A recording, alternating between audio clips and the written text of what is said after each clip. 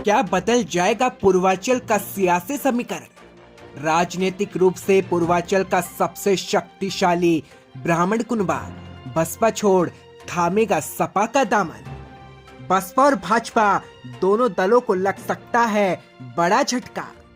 Damage control में लगे दिग्गज सियासी नेता ब्राह्मण खेल रहे राजनीतिक पार्टियों को लग सकता है झटका।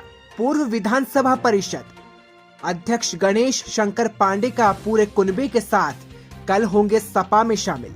जी हां, चुनाव के नजदीक आते ही सियासी समीकरण अक्सर बनते और बिगड़ने रहते हैं और तमाम राजनीतिक पार्टियां समेत राजनेता अपनी चुनावी जमीन तलाशने में लग जाते हैं, जो अब एक आम बात बनती जा रही है।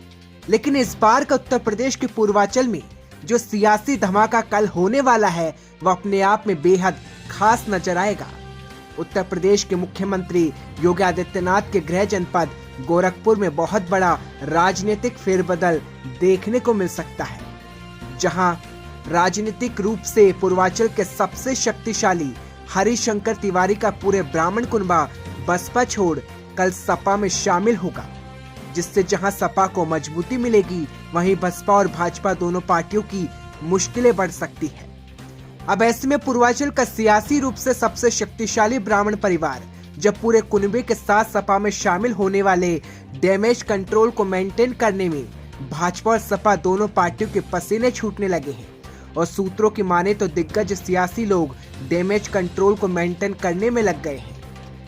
आपको ये भी जानना चाहिए कि जहां बहुजन समाज पार्टी के दूसरे कैडर के नेता सतीश मिश्रा ने उत्तर प्रदेश विधानसभा 2022 का चुनावी आगाज सोशल इंजीनियरिंग के नाम पर ब्राह्मणों को लुभाने और एकजुट करने के प्रयास से ही शुरू किया था, अब ऐसी दशा में एक प्रतिष्ठित ब्राह्मण घराने के तीन धुरंधरों का बसपा को बाय बाय कर देना और बसपा के लिए बहुत बड़ा झटका साबित होगा।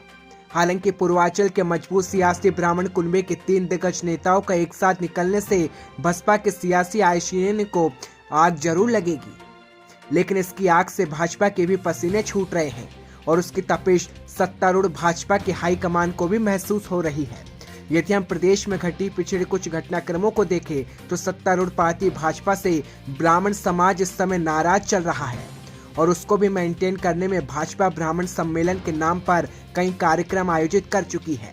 अब ऐसे में पूर्वांचल के सियासत है, ये बेहद महत्वपूर्ण हो सकता है कि पूर्वांचल के हरिशंकर तिवारी का मजबूत सियासी ब्राह्मण घराना राजनीतिक रूप से किसके साथ है।